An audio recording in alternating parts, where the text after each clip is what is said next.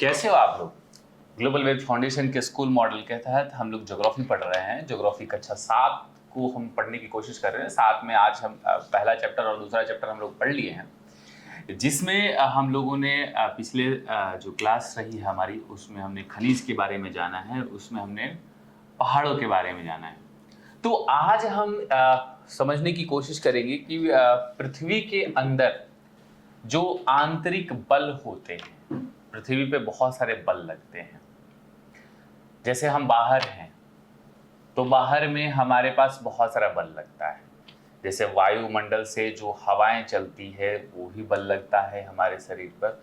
तो उसी प्रकार से पृथ्वी के ऊपर और पृथ्वी के अंदर दोनों में यहाँ बल लगता है।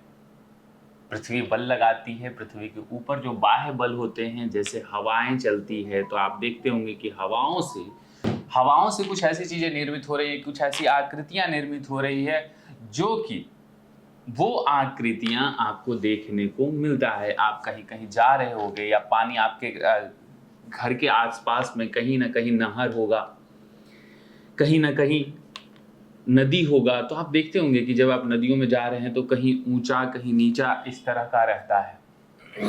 इस तरह की चीजें आपको देखने को मिलता है, ठीक है, इस तरह की चीजें। तो ये भी एक प्रकार की आकृति है, ये भी एक प्रकार की आकृति है जो पानी के बहाव से यह आकृति बन जाती है। ये ऊंचा क्यों होता है? क्योंकि इसके नीचे जो पदार्थ होता है वो कठोर होता है, या तो ईंट होगा या कुछ पहाड़ के कुछ टुकड़े होंगे या कठोर होगा। कंपेयर इससे, इसकी तुलना में ये ज्यादा कठोर होगा या इसकी तुलना में ये ज्यादा कठोर होगा। तो कठोरता पर निर्भर कर रही है इसकी आकृति। तो इसी प्रकार से पृथ्वी के आंतरिक बल एवं उससे बनने वाली जो पृथ्वी के आंतरिक बल का मतलब होता है अंदर का बल। जैसे आपके शरीर में भी अंदर एक बल लगता है, आपके शरीर में अंदर एक बल लगता है जिससे कि हमें ऊर्जा भी मिलती है, तो वो हमारे शरीर का आंतरिक बल है। उसी प्रकार से पृथ्वी के अंदर भी एक आंतरिक बल कार्य करता है।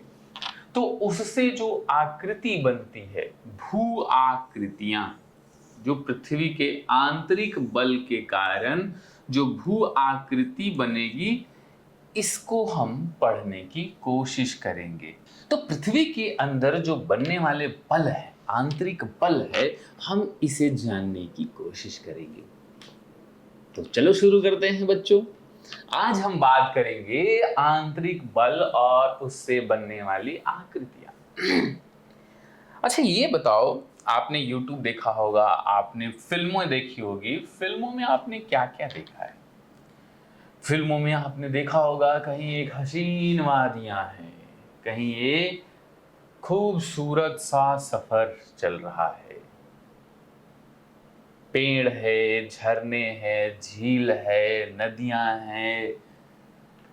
उसके बाद फिर हम लोग बहुत सारी चीजों को देखते हैं, महसूस करते हैं, जानने की कोशिश करते हैं कि वो जो बल लग रहा है ये कहाँ से लग रहा है। एक चीज और बच्चों, ये बताओ, कहीं कहीं आप लोग गांव में देखते होंगे कि चापाकल धंसाया जा रहा है। कौन सा? चापाकल जो है वो धंसाया जा रहा है। चापाकल जमीन के अंदर गाड़ा जा रहा है। तो चापाकल जब जमीन के अंदर गाड़ा जाता है तो सुने होंगे कहीं कहीं कि कहीं पे पानी 40 फीट में मिल गई, कहीं पे 200 फीट है, कहीं पे 400 फीट है, या कहीं कहीं पहाड़ मिल गया। खास करके बिहार के उन इलाकों की हम बातें करते हैं जहां पर पहाड़ ज्यादा हैं, जैसे गया हो गया, कैमूर हो गया, या जो हिमालय क्षेत्र वाला है जैसे पूर्वी चंपारण, पश्चिमी चंपारण के तरफ भी पहाड़ देखने को मिलता है। गया औरंगाबाद में भी पहाड़ देखने को मिलता है। तो जब भी चापाकल धंसाया जाता है तो चापाकल के साथ होता क्या है कि उसमें नीचे जैसे ही ऊपर से शुरू होता है और नीचे जाता है तो उसमें क्या हो जाता है कि यहाँ पहाड़ मिल गया। तो पहाड़ को काटने के लिए अलग अलग मशीनें होती है, ठीक है। तो ये तो हो गई आंतरिक बल, लेकिन आंतरिक बल होता क्या क्या है, कैसे हम जानेंगे आंतरिक बल होता है। तो आपने कभी सुना है भूकंप? आपने कभी जाना है भूकंप क्या होता है? अचानक कभी कभी आपके साथ होगा कि चीजें बहुत बड़ा हो गया और कभी कभी ऐसा होगा कि धरती हिलने लगी। बहुत समय पहले और अभी कुछ दिन पहले 2015 में भूकंप बहुत बड़ा आया था जिससे नेपाल में दुर्घटनाग्रस्त हो गया था। उसके पहले गुजरात में एक भूकंप आया था 2001 के दरमियान। आप लोग बहुत छोटे होंगे, नहीं होंगे उस समय। तो ये भूकंप आया था, ठीक है। तो भूकंप जो है वो एक प्रकार का आंतरिक बल है। दूसरा, ये भूकंप कैसे आता है, इन सभी चीजों को जानने की कोशिश करेंगे।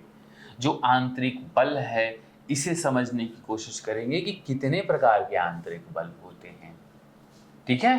तो ये जानने की कोशिश करेंगे हम लोग और समझने का भी प्रयास करेंगे, ठीक है।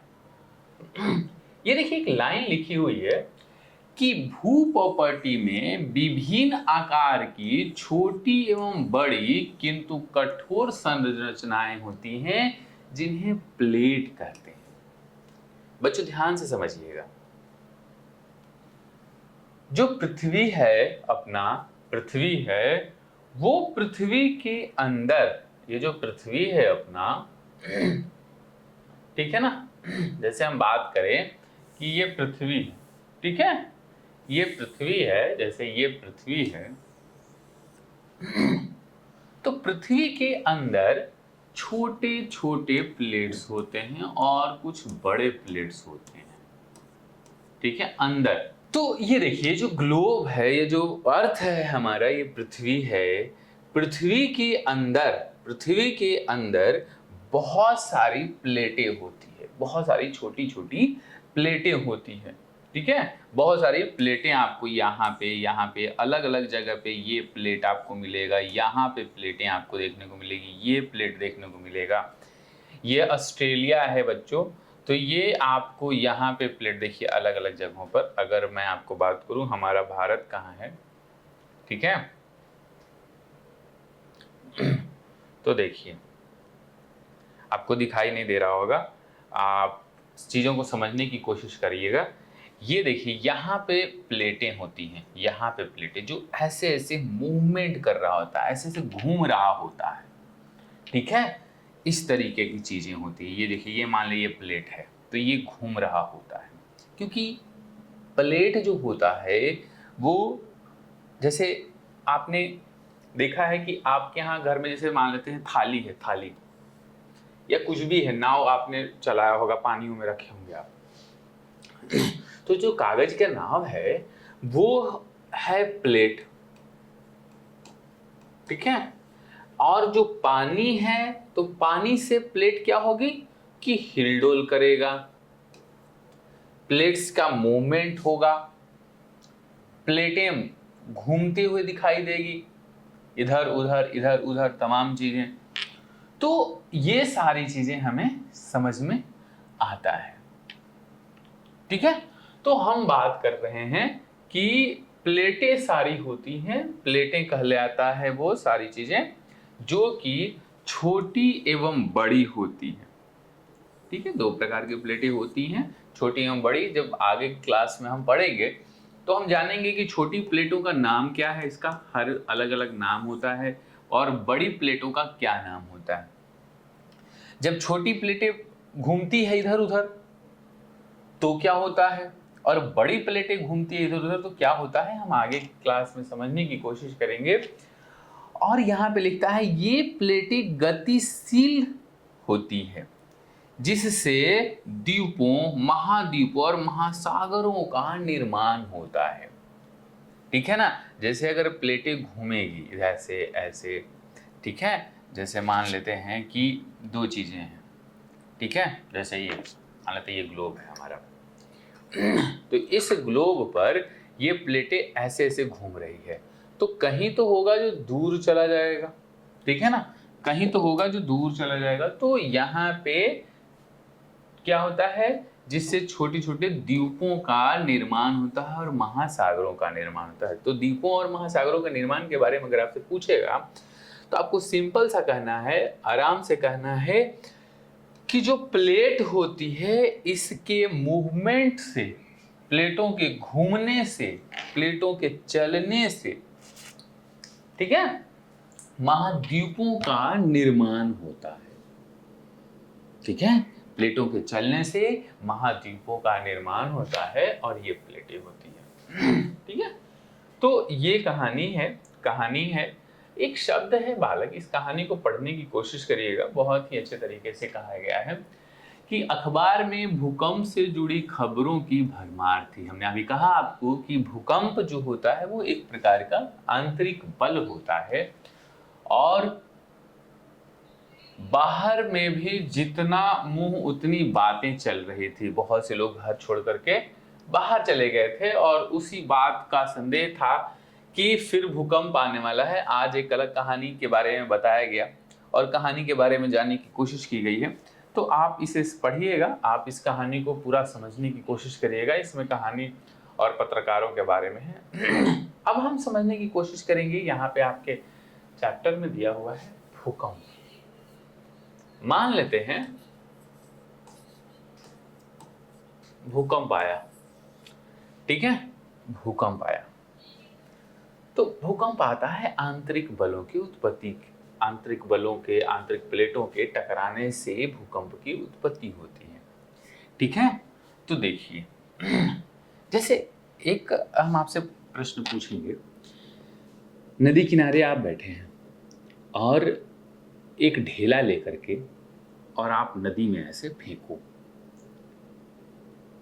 अगर ढेला को नदी में अगर आप फेंकोगे तो क्या दिखाई देगा? एक जगह पानी में गिरता है वो, उसके बाद उससे इस तरह से करते करते, इस तरह से करते करते चारों तरफ निकलती है कुछ धाराएं इस तरह का। ठीक है, जैसे यहां आपने पानी में ढेला फेंका, अब ये इस तरह का गोल गोल गोल गोल बना करके ये फैलेगा, इस तरह से फैलता है। और अगर इसी में फैलने के क्रम में मान लेते हैं पानी ऐसे है, मतलब इतना दूर में पानी नहीं है, ठीक है, इतना दूर में पानी नहीं है, इतना दूर में अपना खलिहान है, ठीक है, अपना खलिहान है, और हम यहीं पे बैठ करके यहाँ पानी मार रहे हैं, तो ये यहाँ जा करके रुक जाएगी और आगे नहीं जाएगी, ये इस दिशा में आगे बढ़ेगी जहां तक जा सकती है। ठीक है, अर्थात इस प्रकृति पर भी ये आधारित है कि पृथ्वी के अंदर जो घटनाएं घट रही है, या जो पानी में हमने फेंका है ढेला को, तो ये यहां से आगे नहीं बढ़ रहा है, क्योंकि ये प्रकृति जो है वो बदल गया। ये क्या है, तरल अवस्था में है, और यहाँ पे क्या है कि ये है ठोस अवस्था। अगर आप अपने खलिहान में बैठे हैं तो ठोस ही है, जमीन है, वो जमीन में बैठे हैं, ये पानी है, ये पानी है और ये जमीन है, ठीक है, ये जमीन है, ठीक है। तो पानी से जमीन में जाने के लिए अगर जमीन में जा भी रहा है वो बल, तो आपको दिख नहीं रहा है जो पानी में दिख रहा है, ठीक है। तो और भी चीजों को समझने की कोशिश करेंगे, इसकी गंभीरता को भी समझने की कोशिश करेंगे। तो पृथ्वी के अंदर यही घटनाएं घटती है, पृथ्वी के अंदर यही चीजें घट रही है, जिससे कि पृथ्वी के अंदर यहां से भूकंप की उत्पत्ति हुई। यहां दो प्लेटें टकराई, ढिसुम ढिसुम, और जब दो प्लेटें यहां टकराई ढिसुम ढिसुम करके, तो यहां से एक बल निकला, चारों तरफ गया ये बल, ठीक है, चारों तरफ ये बल गया। ध्यान से, ये जो ढिसुम ढिसुम हुआ तो यहां से चारों तरफ बल गया, चारों तरफ गया।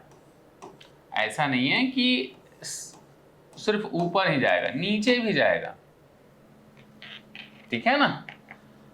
ये ऊपर की तरफ दिखाई दे रहा है लेकिन ये नीचे भी जाएगा। फिर समझने की कोशिश करेंगे। ये देखिए यहां पे दो प्लेटें टकराई, ढिसुम ढिसुम किया, और ढिसुम ढिसुम करने के बाद ये ऊपर की तरफ गया,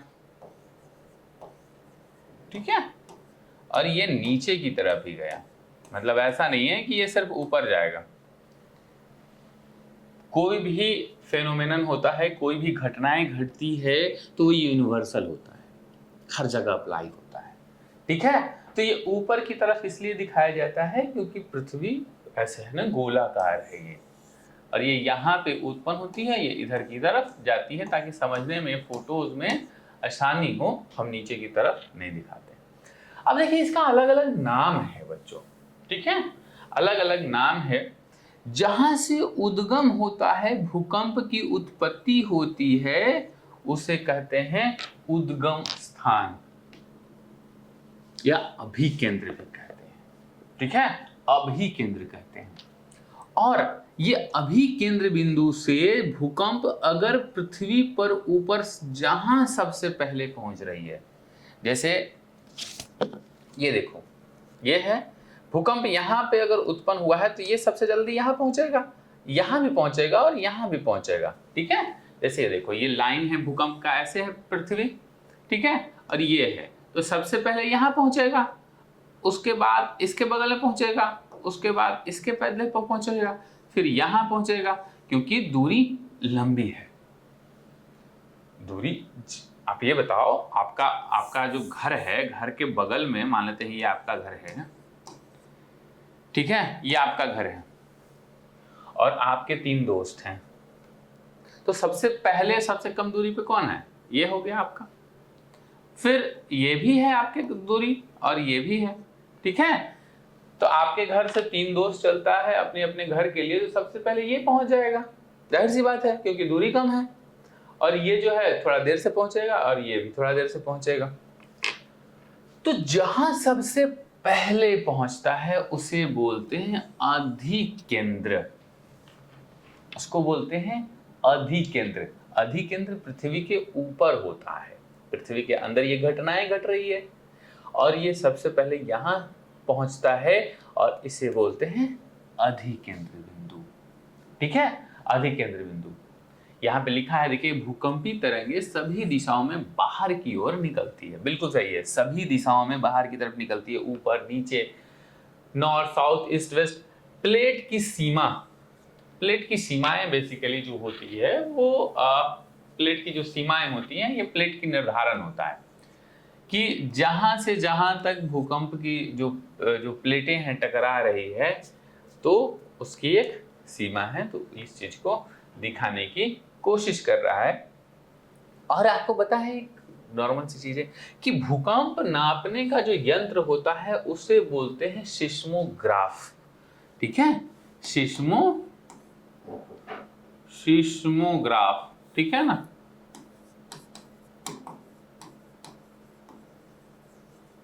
ग्राफ हिंदी में लिख लीजिएगा आप लोग, सिस्मोग्राफ, ठीक है।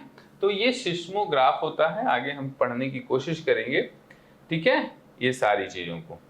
ये देखिए भूकंप बिहार और भारत में कब कब आया है, यहाँ पे आपको दिया हुआ है कि जनवरी 1834 में दरभंगा बिहार में, सितंबर 1993 में महाराष्ट्र में लातूर में, और जनवरी 2001 में कच्छ के और गुजरात में भूकंप आया था।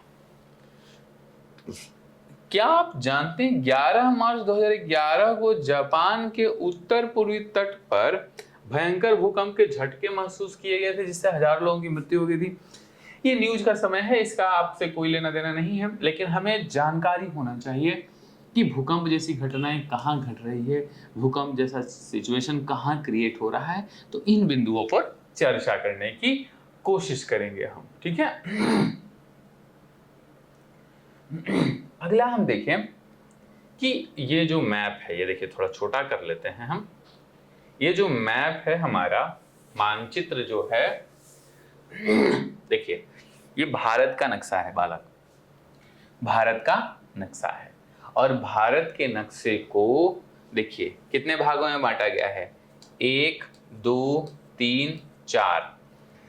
भारत में 4 प्रकार के भूकंपीय क्षेत्र हैं, 4 प्रकार के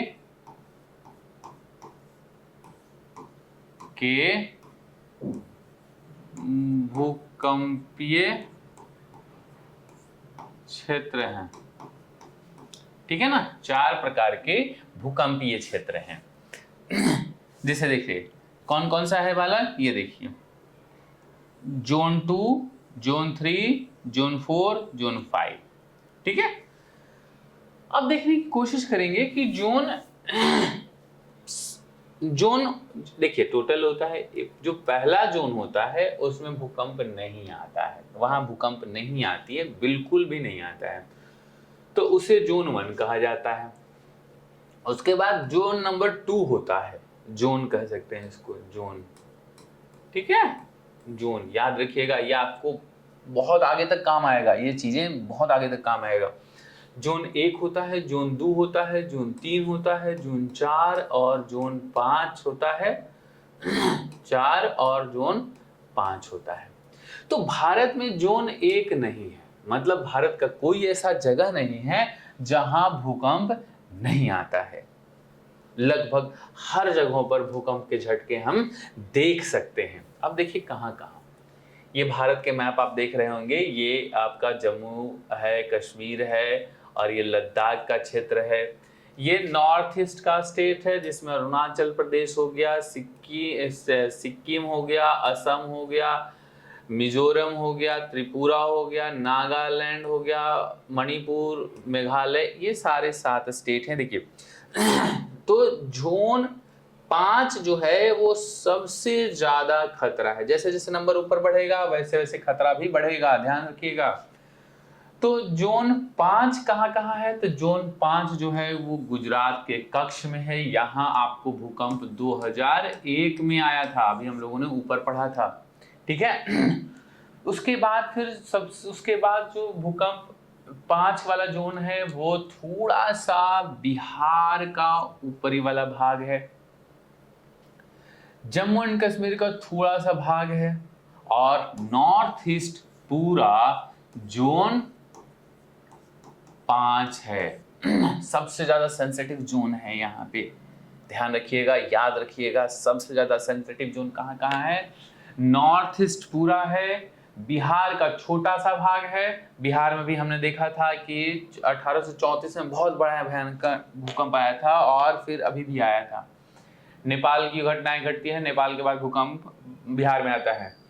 उसके बाद फिर हम गुजरात के ऊपर वाला भाग जो रण ऑफ कच्छ का क्षेत्र है, आप एक काम करना, इस मैप को बनाना अपने नोटबुक पर और इसे लोकेट करना। ये जैसा इंडिया का मैप हम ऐसे ऐसे बना रहे हैं ना, ठीक है, तो सारी चीजें बना करके इस तरह से, और आप इसमें दर्शाना कि ये जो क्षेत्र है ये जोन 5 है, ये जो क्षेत्र है ये जोन 5 है, और बिहार का क्षेत्र है ये जोन 5 है।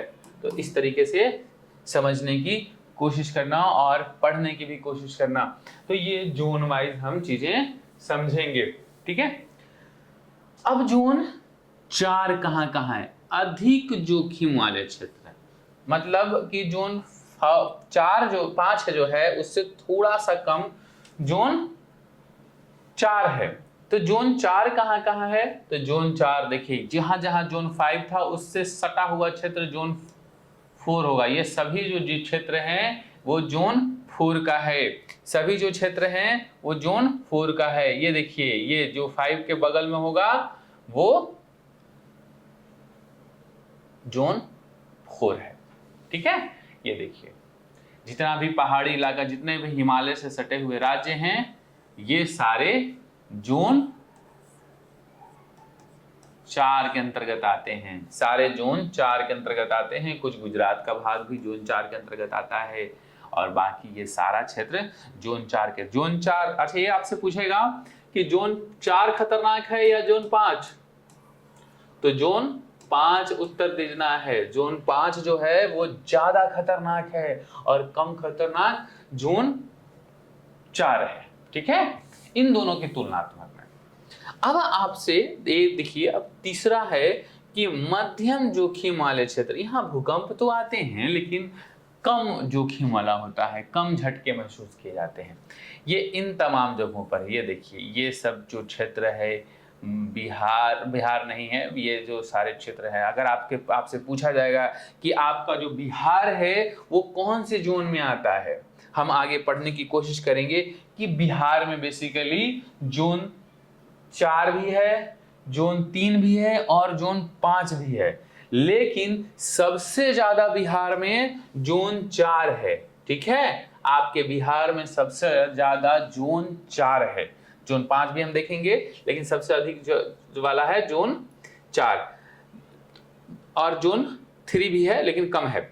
तो मध्यम जोखिम वाले ये सारे क्षेत्र हैं, ये सारे। आप एक मैप बनाना ऐसे भारत का अपने नोटबुक पे और इसी तरीके से दर्शाने की कोशिश करना, समझना। उसके बाद आता है जोन 2, जिसमें कम जोखिम वाला होता है। जोन 2 आप देखिएगा, ये जो क्षेत्र है ये जोन 2 है, ये जो क्षेत्र है ये जोन 2 है, ये जो क्षेत्र है ये जोन 2 है। ठीक है, ऐसे जोन 2, जोन और 2 ऐसे भी लिख सकते हैं। ठीक है, तो ये कम वाला है।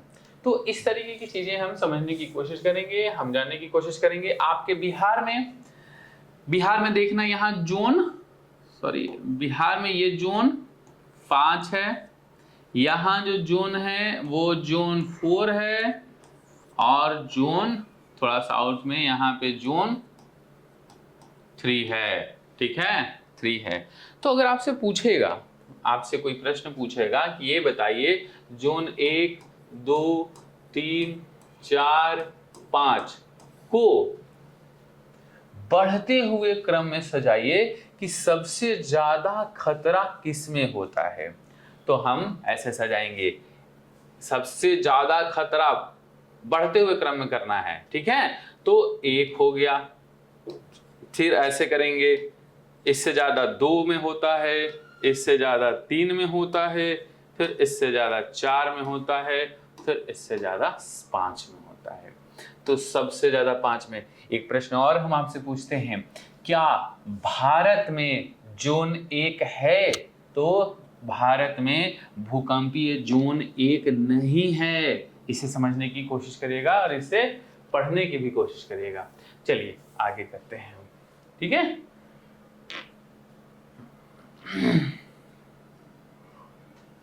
ये देखिए, अब बच्चों ज्वालामुखी क्या होता है, देख रहे हैं आप ज्वालामुखी?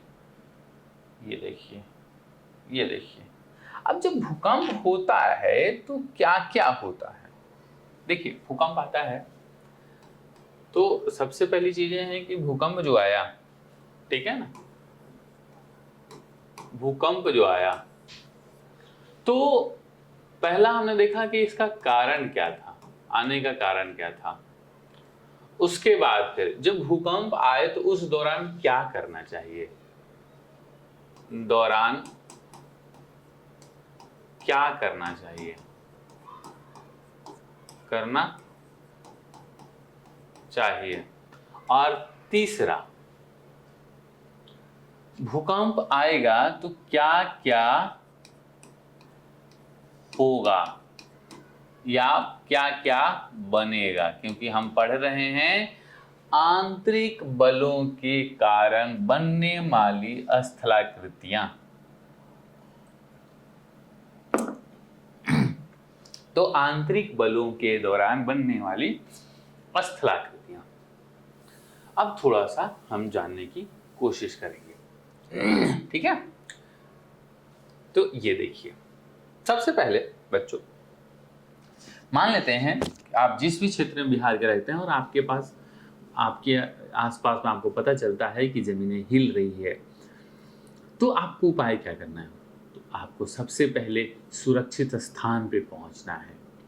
सुरक्षित स्थान कहाँ पे, तो खुले जगहों पे आप चले जाओ। दूसरा, अगर आप कमरे में हैं तो किसी कोने में जा कर के बैठ जाओ और किसी मजबूत चीज को पकड़ लें। तीसरा ये है कि जो घर में बड़े बुजुर्ग हैं आप उन्हें बचाने की भी कोशिश करें। चौथा है कि आप घर से दूर चले जाएं और किसी खाली स्थान पर बैठ जाएं, वहां देखें और आसपास के लोगों की मदद भी करें। तो भूकंप जो आता है, भूकंप से जमीनें हिलती है और मकान गिरने की संभावनाएं भी होती है। तो एक प्रश्न है कि सबसे ज्यादा इस धरती पर भूकंप कहाँ आता है? तो सबसे ज्यादा धरती पर भूकंप पता आपको कहाँ आता है? जापान में आता है। जापान में बहुत सारे जगहों पर भूकंप आता है, उसके अलग अलग नाम हैं, लेकिन भूकंप वहां रोज आते रहता है, रोज धरती हिलती है, लेकिन जान मान के नुकसान कम होता है। जहां पे पता रहेगा कि हमारे यहाँ रोज भूकंप आएगा तो लोग उसी अनुसार से बन जाएंगे, उसी अनुसार से हो जाएगा। तो इन चीजों के बारे में हम जानने की कोशिश करेंगे, इन चीजों को समझने की कोशिश करेंगे कि जो भूकंप आता है, अब इसका परिणाम क्या होता है, ठीक है ना। तो परिणाम क्या होता है, इन प्रश्नों को भी हम जानने की कोशिश करेंगे। अगली क्लास में हम जानेंगे कि भूकंप और उससे बनने वाली स्थलाकृतियां कौन कौन सी है, कौन सी स्थलाकृति है जो भूकंप आने से निर्मित होती है। तो इन सारी प्रश्नों को हम जानने की कोशिश करेंगे और ज्वालामुखी के बारे में भी जानेंगे, ठीक है। तो हम अगली क्लास में चर्चा करते हैं, ठीक।